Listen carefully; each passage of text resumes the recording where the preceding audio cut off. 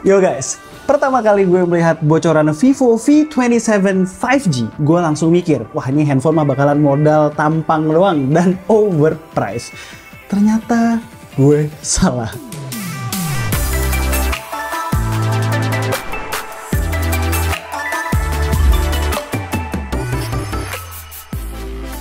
Di awal tahun 2023, di Indonesia sudah mulai ramai brand yang jualan smartphone mid-range dengan curved display yang memberikan tongkrongan atau look yang premium. Keren sih, tapi side effect-nya harganya jadi ketinggian dan fitur penting lainnya cenderung dikesampingkan.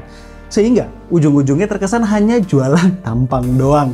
Hal itulah yang membuat gue di awal suuzon nih sama Vivo V27 5G. Gue pikir harganya bakalan di atas 7 juta. Begitu gue tahu kalau harganya 6 juta pas, gue langsung standing ovation. Gue Alessa and this is K2G. Let's go. Kita bahas Vivo V27 5G, kelebihannya apa aja, kekurangannya juga tidak lupa.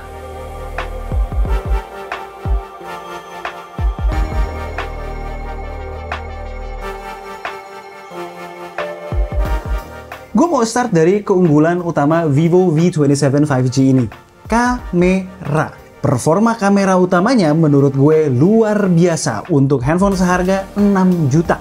Sensornya menggunakan IMX766V. V di sini artinya specially tuned oleh Sony untuk Vivo, khususnya dalam hal portrait. Resolusinya 50 megapiksel dengan f1.88.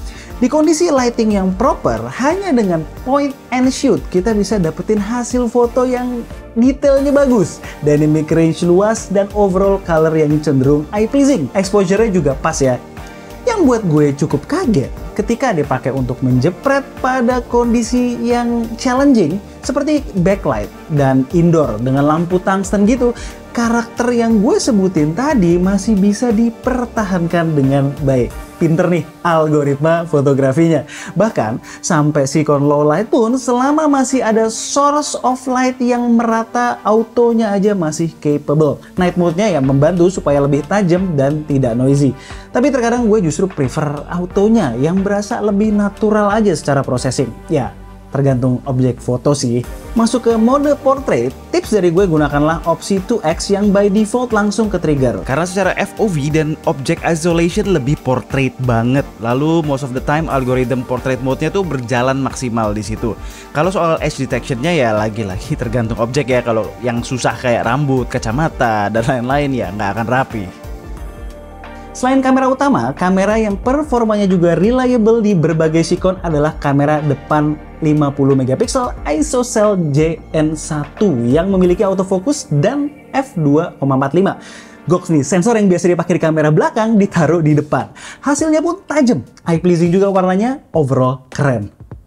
Untuk kamera super wide angle atau ultra wide-nya hanya 8 megapiksel. Memang paling optimal digunakan pada kondisi pencahayaan yang berlimpah dan tidak usah di pixel peep lagi karena detailnya sangat minimal. Dear Vivo, lain kali kamera belakangnya cukup 2, tapi spek lensa ultra wide-nya ditinggiin dong. Makronya nggak penting, hilangin aja, kurang berguna soalnya.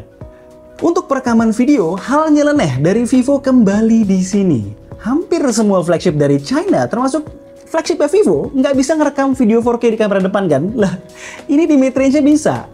Kualitas gambarnya juga bisa gue bilang termasuk baik. Tajam, dynamic range masih dapat, tone warnanya sendiri masih mirip kok kayak fotonya yang eye pleasing tadi. Sedangkan stabilisasinya ya sekedar cukup.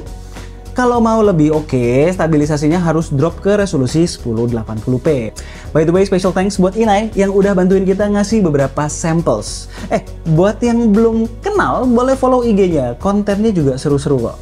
Karakter video yang gue sebutin soal video selfie ini berlaku juga untuk perekaman video dari kamera utama. Sayangnya, Vivo V27 5G nggak bisa merekam 4K 60fps secara SoC Dimensity 7200, secara spek hanya bisa merekam video up to 4K 30fps. Terkait video, sebenarnya masih ada beberapa fitur lagi ya, kayak super night video yang bisa dipakai sekedar ya buat magic trick lah di kondisi yang super gelap, dari yang nggak kelihatan jadi ada objeknya. Nah, tapi ya sampingkanlah soal kualitas gambar ya. Terus masih ada fitur movie LUTs dan vlog movie creator yang bakal useful buat konten kreator untuk memberikan look yang unik di kontennya. Kamera sistem Vivo V27 5G bukan tanpa kekurangan. Flare-nya nih lumayan ganggu, terutama di kondisi malam hari ketika banyak lampu-lampu. Lalu gue pernah ngerasain bug ya ketika menggunakan night mode. Night mode jadi kayak kena yellow filter gitu, keblinger sama warna objek fotonya kali ya. Lalu konsistensi fotonya harusnya bisa diperbaiki. Kadang jepretan pertama dan kedua dalam sikon yang sama, hasilnya tuh bisa beda-beda. Satu overprocess, sekali lagi jepret, bagus. Plus lagi soal saturasi, di beberapa kondisi entah kenapa bisa oversaturated. Ini semua urusan software ya, dan tuning. Mudah-mudahan sebelum sampai ke tangan konsumen, udah diperbaiki ya Vivo. Terakhir soal kamera Aura Light alias flash ala ring light yang jadi salah satu USP dari Vivo V27 5G masih berasa terlalu harsh, terlalu keras untuk taste gue. Kalau baru sampai di sini kalian udah berasa bulat tekadnya buat beli Vivo V27 5G karena output kameranya yang kece, sabar dulu, masih banyak hal yang perlu kalian ketahui.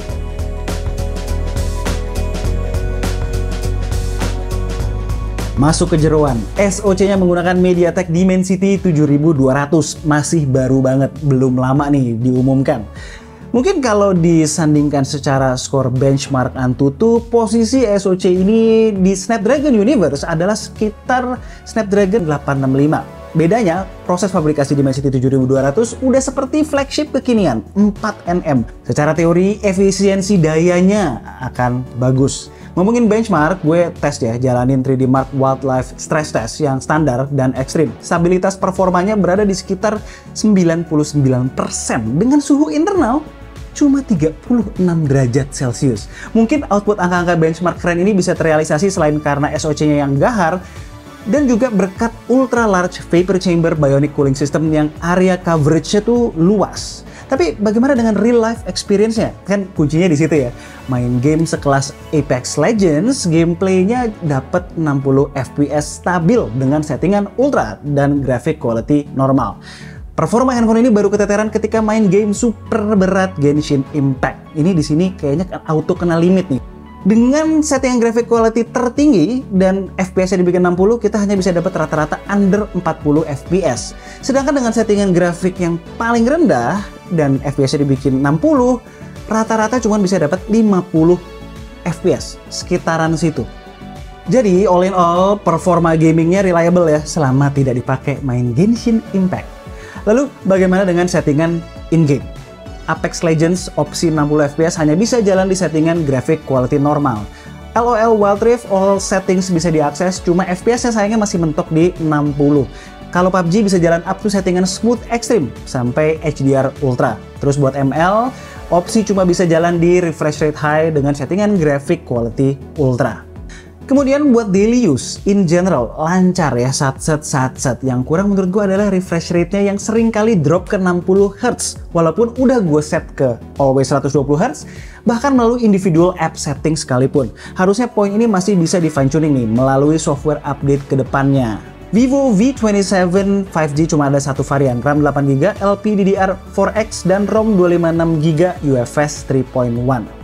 Ya, RAM 8GB di V27 5G menurut gue udah lebih dari cukup ya untuk menghandle multitasking di keseharian gue. Kalau berasa kurang, bisa manfaatin fitur extended RAM up to 8GB yang bakal ngambil space dari UFS 3.1-nya.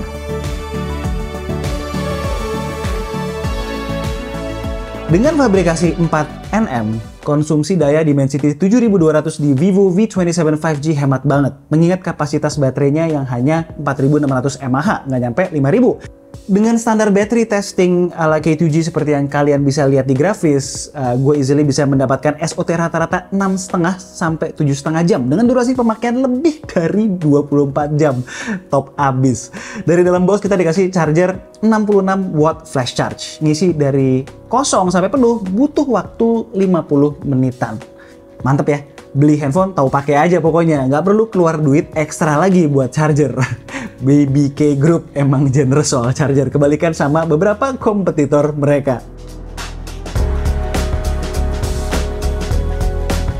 Next, kita bahas layar dan desainnya karena sepaket nih. Curved screen bukanlah selera gue pribadi karena gue anaknya lebih mengutamakan fungsi ketimbang nilai estetika. Flat screen lebih praktikal menurut gue di berbagai skenario, less accidental touch dan less fragile. Tapi gue nggak menampik ya. Emang handphone kalau dikasih layar curve berasa jadi berkelas looknya, apalagi kalau layarnya bagus kayak di Vivo V27 5G ini. Panelnya AMOLED berukuran 6,78 inch, mendukung konten HDR10+ beresolusi Full HD+ dengan refresh rate 120Hz dan memiliki maximum brightness 1300 nits tergantung konten, sedangkan high brightness mode-nya 1000 nits. Yang bisa gue report, layarnya enjoyable ya, digunakan untuk menikmati berbagai konten. Outdoor visibility-nya juga cukup bagus. Ngomongin konten, menikmati konten ataupun main game berlama-lama di handphone ini nggak cepet capek. Soalnya bobotnya ringan, cuma 180 gram. Sekaligus langsing bodinya, hanya 7,36 mm. Klaim Vivo, ini adalah handphone dengan curved display paling the best yang pernah mereka buat. Ditambah bodi belakangnya ini kan curve juga ya. So bener-bener easy to handle. Tapi saran gue hati-hati nih. Finishing Fluoride AG Matte di Vivo V27 5G licin banget di tangan. Sebenarnya dilema sih ya, pakai clear case yang dikasih dari dalam box terlihat jadi turun kelas. Kalau nggak dipakein case, takut jatuh.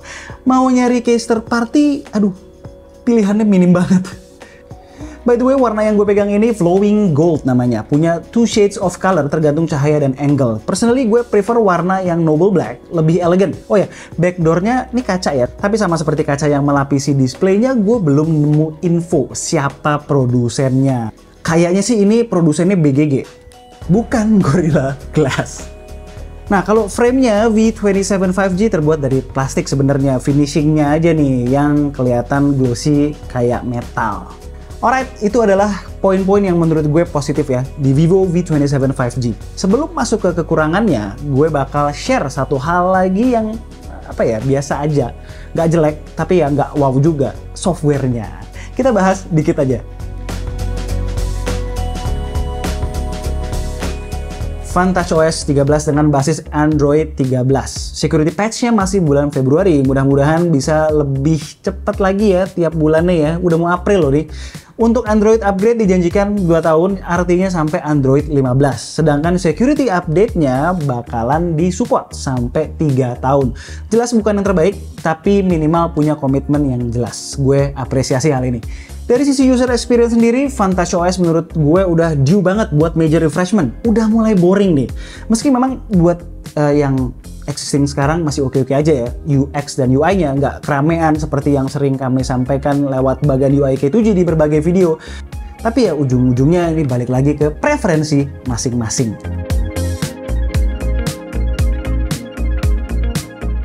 Alright, sekarang kita masuk ke kekurangan yang mutlak. Yang paling annoying buat gue adalah vibration motornya. Kasar dan tidak melambangkan handphone 6 juta sama sekali. Padahal handphone 3 jutaan zaman sekarang aja udah pada bagus loh vibration motornya. Saran gue kalau mau main di harga segini, janganlah kualitas vibration motor atau haptic feedback yang di-courting. Kedua, soal speaker nih. Masih mono dan output audionya kurang oke. Loud, kenceng, tapi di volume maksimal masih ada distorsi.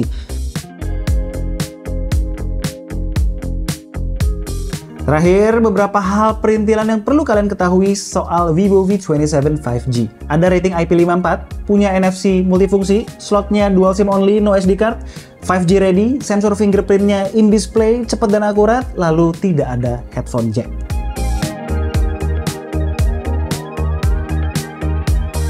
Alright, Vivo V27 5G. Dengan harga 6 juta rupiah, apa yang ditawarkan Vivo V27 5G menurut gue sangat seksi.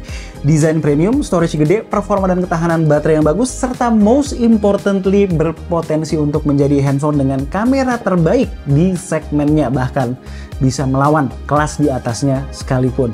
Kekurangannya dari segi vibration motor dan speaker, menurut gue adalah trade-off yang mau nggak mau harus kita terima untuk mendapatkan semua kelebihan tadi dengan harga yang secakep ini. Personally, gue rekomen handphone ini buat kalian yang punya budget 6 juta. Gue berharap kedepannya spirit yang sama ketika mendevelop V27 5G ini ada di lini produk Vivo yang lain. Sekian aja video dari gue kali ini. Gue Alessa and this is K2G. Tunggu racun-racun kami berikutnya. Ciao.